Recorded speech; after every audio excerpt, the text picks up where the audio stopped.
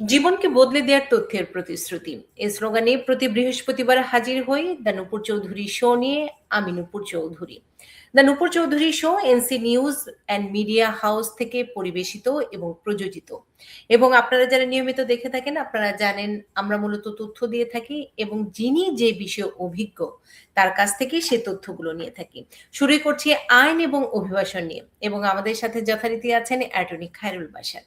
আর attorney Khairul বাশারকে পাওয়া মানেই হচ্ছে আমরা নতুন নতুন আপডেট গুলো পেয়ে থাকি এবং এই সপ্তাহে অনেকগুলো আপডেট আছে। সেই আপডেট গুলোই মূলত তার কাছ থেকে নিব।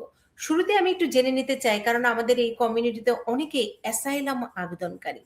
অ্যাসাইলাম কেসের ক্ষেত্রে বড় একটি পরিবর্তন এসেছে। চলুন দেখে আসি, শুনে আসি অ্যাটর্নি খায়রুল বাশার কি বলছেন অ্যাসাইলাম কেসের পরিবর্তনগুলো নিয়ে।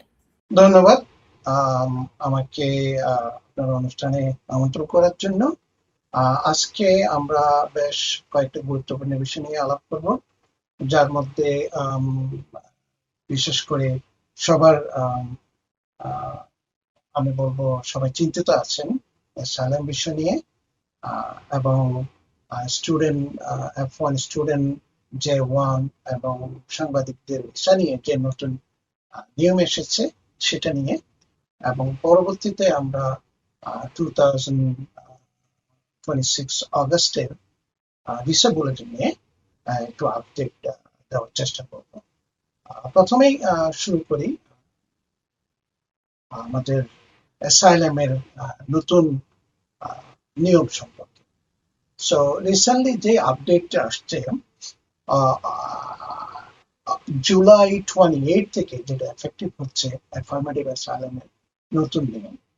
তো নতুন নিয়মটা কি হচ্ছে, আগের লিগ্যাল ফ্রেমওয়ার্ক ছিল কেউ যদি অ্যাফার্মেটিভ অ্যাসাইলাম করে থাকেন, অ্যাফার্মেটিভ মানে আপনি বুঝতে পারছেন যারা ভিজিট ভিসায় আসার পরে বা লিগ্যাল এন্ট্রি নিয়ে অ্যাফার্মেটিভ ভাবে অ্যাসাইলাম ফাইল করেন, রাজনৈতিক আশ্রয়ের জন্য প্রার্থনা করেন, তারা আগের নিয়ম হচ্ছে অ্যাসাইলাম ফাইল করলেন, ফিঙ্গারপ্রিন্ট হলো, তারপর ইউএসসিআইএস এর অফিসারের কাছে আপনারা ইন্টারভিউ দিতেন।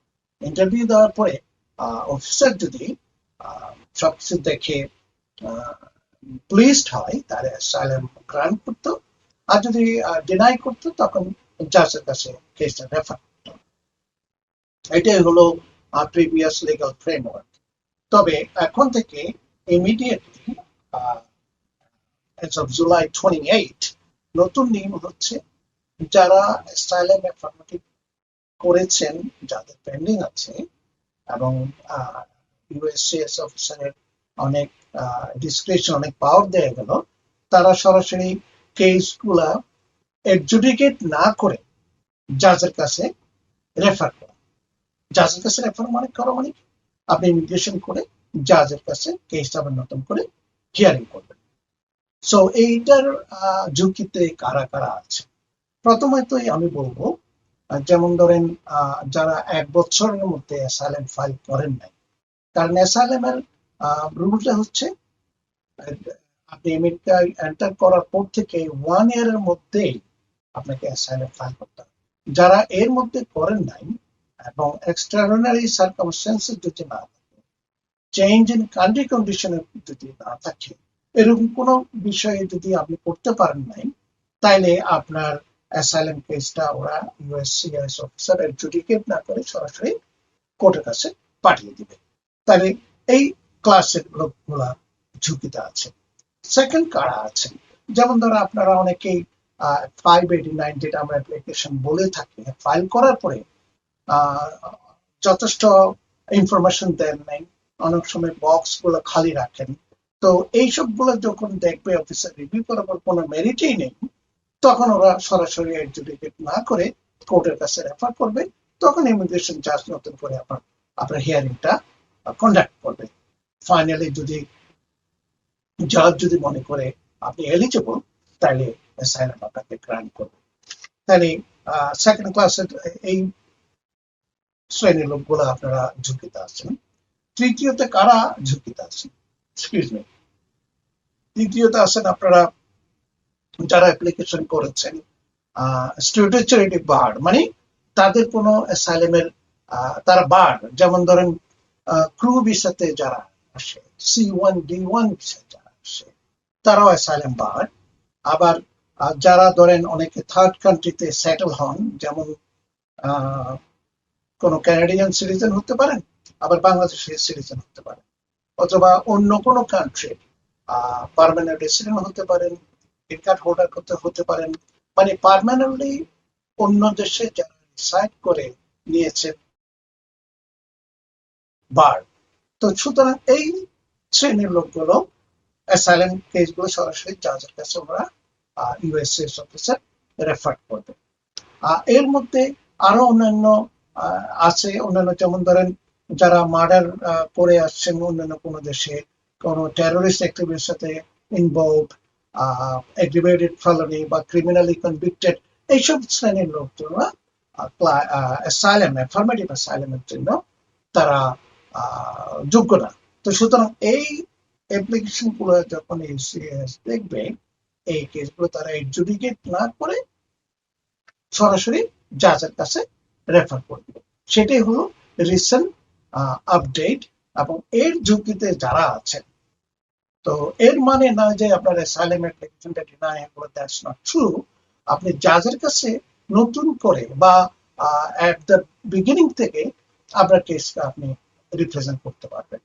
তো সুতরাং যারা অ্যাসাইলাম এই কেসগুলা যাদের কাছে রেফার করা হবে, তারা হয়তো বা নোটিস টু অ্যাপিয়ার বলি আমরা, এনটিএ, একটা ফর্ম I-862, এটা মেইলে পাবেন। পাওয়ার পরে সরাসরি আপনাদের অবশ্যই একদম এক্সপেরিয়েন্সড একটা আইনজীবীর সাথে, লয়ার, অ্যাটর্নি অ্যাট লর সাথে আপনারা যোগাযোগ করে এটা কোর্টে আপনারা ফাইল করতে পারবেন। ফাইল করার পরে ইফ ইউ জাজ, আপনি যদি আপনার কেসটা যথেষ্টভাবে প্রেজেন্ট করতে পারেন জাজের কাছে, এবং জাজ যদি কনভিন্সড হয় এবং লতে যদি কভার করে, তখন জাজ আপনার অ্যাসাইলাম কেস গ্রান্ট করে। সো গ্রান্ট করার পরে ফাইন, আপনি উইদিন 1 ইয়ার পাবেন। যদি গ্রান্ট না করে, ডিনাই করলে, আপনি এটা হায়ার করে আপিল করতে পারবেন। This is the process. তো সুতরাং কি চেঞ্জটা আসলো? চেঞ্জটা আসলো এই অ্যাফার্মেটিভ অ্যাসাইলাম কেসগুলো ইউএসএস অফিসারকে অ্যাডজুডিকেট করার জন্য এখন ডিসক্রিশনারি অনেক পাওয়ার দিয়ে গেল। দ্যাট মিনস যারা প্রপারলি ফাইল করবেন না এবং যারা অ্যাসাইলাম বার, তাদের এই অ্যাপ্লিকেশন গুলা অফিসার, ইউএসসিএস অফিসার রিভিউ না করে জাজের কাছে রেফার করা হবে। আশা করি এই বিষয়ে আমি যথেষ্ট ইনফরমেশন দিলাম। বাট এর বাইরেও অনেক, আমরা এটা কেস বাই কেস বেসিস আমরা অ্যানালাইসিস করতে হয়। সুতরাং এটা একটা জেনারেল ওভারভিউ দেওয়া হলো based on recent update interim fine and rule, যেটা পাবলিশড হলো এবং গতকাল 28 জুলাই থেকে এটা এফেক্টিভ হবে। ধন্যবাদ।